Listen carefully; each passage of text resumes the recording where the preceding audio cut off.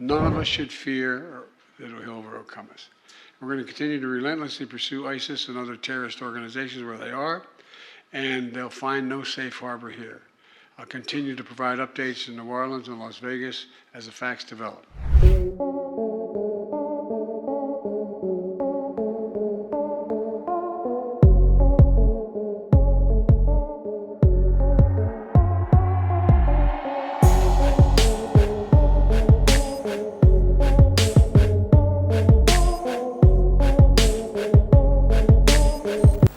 Give an update on the investigations into yesterday's terrorist attacks in New Orleans and the truck explosion in Las Vegas.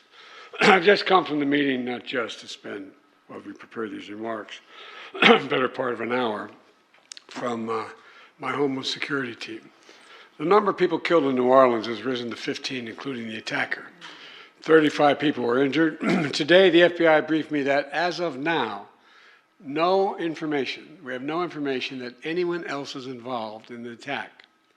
They've established that the attacker was the same person who planted the explosives in those ice coolers in 2 nearby locations in the French Quarter just a few hours before he rammed into the crowd with his vehicle. They assessed he had a remote detonator in his vehicle to set off those 2 ice chests. So there's no question that, remember all the talk about other people were involved, placed in, they have him, they have established he's there, and even established that he had a detonator to explode those ice chests. We'll be proud of these women and men that have been appointed, and I think we're going to reestablish the safeguards. As I said yesterday, the attacker posted several videos just several hours before the attack, indicating his strong support for ISIS. Federal law enforcement and the intelligence community are actively investigating any foreign or domestic contacts and connection that could possibly be relevant to the attack. And so we're also continuing to investigate whether or not there's any connection between the New Orleans attack and the explosion in Las Vegas. As of now, they've just been briefed. They have not found any evidence of such a connection thus far. I've directed them to keep looking. The individual who rented the truck that exploded in Las Vegas also served as active duty U.S. Army.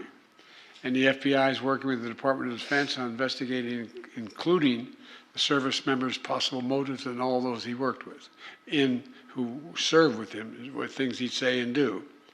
I directed my team to accelerate these investigations so we have answers to our unanswered questions. They're making every single resource available to get the job done. And we're going to share the facts as soon as I learn them so the American public doesn't have to wonder. In the meantime, like I said last night, New Orleans is a city of tremendous spirit. You can't keep it down. You really can't. And we're seeing that today. The Sugar Bowl is back on. Kickoff is going to take off very shortly. If I don't get this damn thing done, we're going to be in real trouble.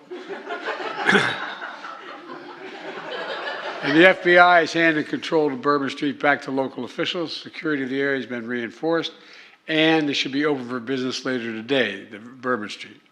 People in New Orleans are sending an unmistakable message. They will not let this attack or the attackers' deluded ideology overcome us. None of us should fear that he'll overcome us. We're going to continue to relentlessly pursue ISIS and other terrorist organizations where they are, and they'll find no safe harbor here. I'll continue to provide updates in New Orleans and Las Vegas as the facts develop.